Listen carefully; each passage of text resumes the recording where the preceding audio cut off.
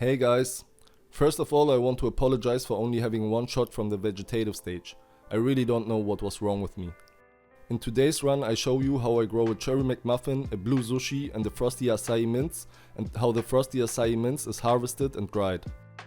The setup is the same as in the previous runs, a 40x40 by 160 tent with a 200 watts LED, a silent axial 100 tube fan, a mini activated carbon filter and a small clip fan from the hardware store.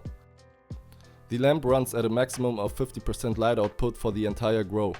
Check the links in the video description.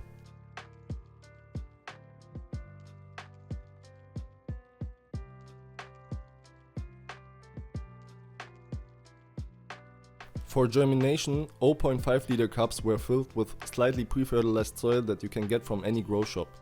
Then the seeds were placed in the middle of the soil to a depth of approximately 2 cm and water was sprayed directly onto the seed once with a small spray bottle.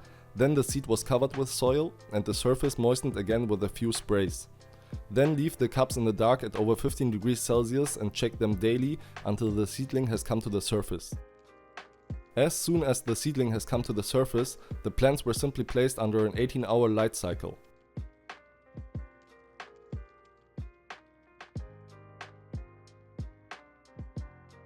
For the first 2 weeks the plant is only watered with a small spray bottle. As soon as the plant is a little bigger, I start to water it properly. I use the weight of the pot as a guide. You simply lift the pot before and after watering. If you have done this often enough, you will know that a dry pot weighs nearly nothing and you should let the pot dry out a little before each watering.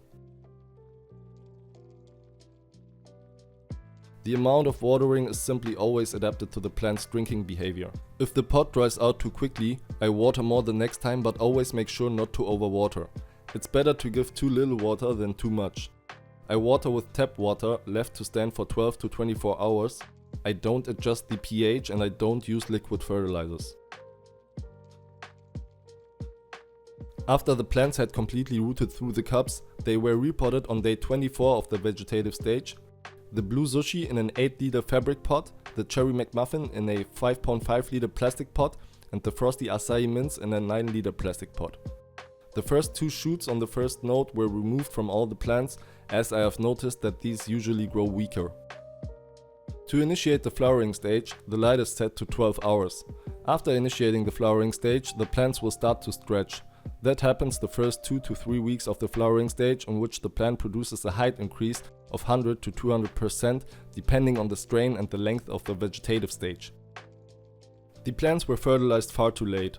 Normally the fertilizer is applied before the start of the flowering stage. After the stretch, the plants were given approximately 3 grams per liter of soil, greenhouse feeding Bio Bloom. This is an organic slow release fertilizer that supplies the plants with nutrients throughout the entire flowering stage. For me, this is the best method as I don't have time to mix a fertilizer solution every time I water. Also, unlike many others, I honestly don't see any relevant price differences when you consider the number of products required and the frequency of application. In the flowering stage, I lollipop the plant in the 3rd week. When lollipopping, I remove all the upper leaves that cast shadows on the bud sides, all the lower leaves that no longer receive light, and all the bud sides that are in the lower third of the plant and are too underdeveloped so that the plant focuses on the upper flowers. This time the lollipopping was really held back, a little too much. But in the course of the grow, I will defoliate the plants from time to time. I want to remember you again that this is a home grow and not a commercial grow. Not everything can always go perfectly, as you can very obviously see.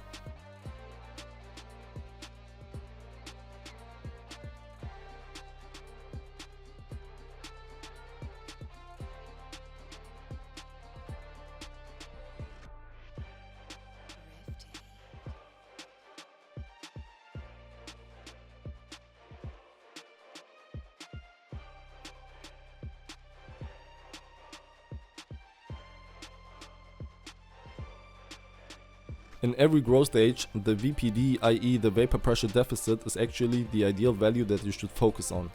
The VPD is influenced by the ratio of temperature to humidity. You can read and adjust your current VPD using charts. There are different charts for each type of lamp. I have included the one for the LEDs in the description.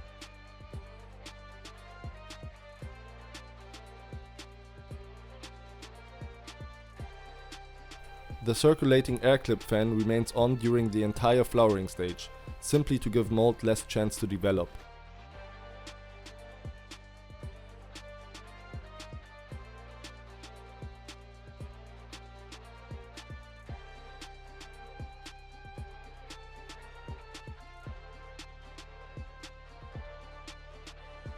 The early discoloration of the leaves may have been caused by a lack of nutrients or light stress, as the light was a little too close to the plants during stretching.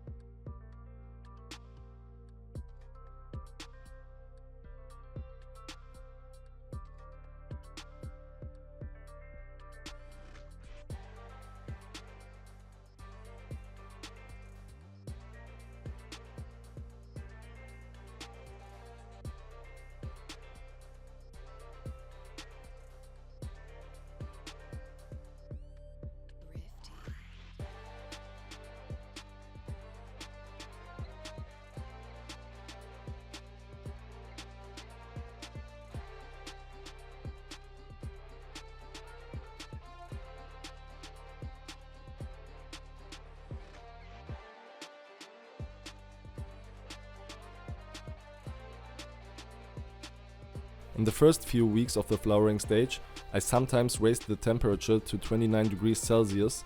In the last 2 weeks of the flowering stage, however, I pay more attention not to exceed 25 degrees Celsius in order to protect terpenes and cannabinoids. The late discoloration or yellowing of the leaves is intentional. At the end of the flowering stage, i.e. the life of the plant, it uses up all the nutrients from the leaves and then sheds them off. This process is also known as flushing and ensures that less chlorophyll has to be broken down in the end product, resulting in the smoother and more flavorful smoke.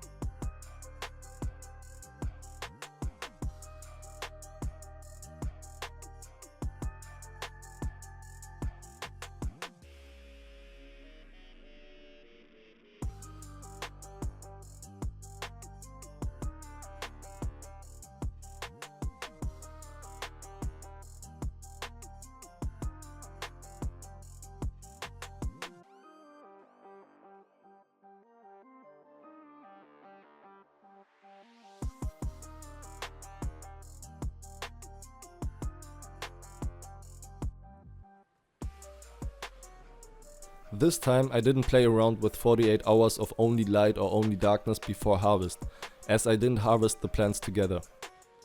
On day 63 I harvested the FROSTY Açaí MINTZ. You can see how it went with the Cherry McMuffin in the next videos.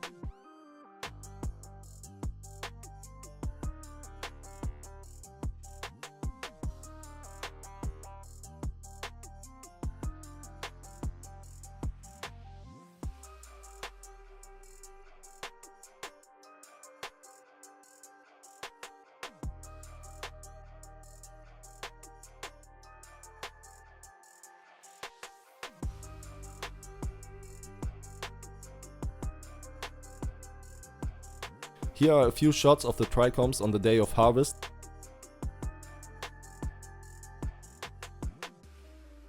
I hung the plant upside down to dry after I had removed all the larger leaves, i.e. the fan leaves.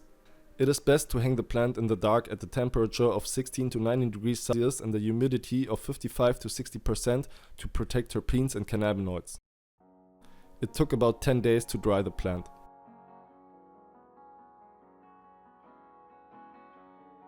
This is what the buds look like after drying, and the total harvest was about 19 grams. Feel free to write me your opinion in the comments, check the links in the video description and leave a like and a subscription as support if you like the videos. Otherwise, thank you if you have watched the video so far, and I'll see you in the next run.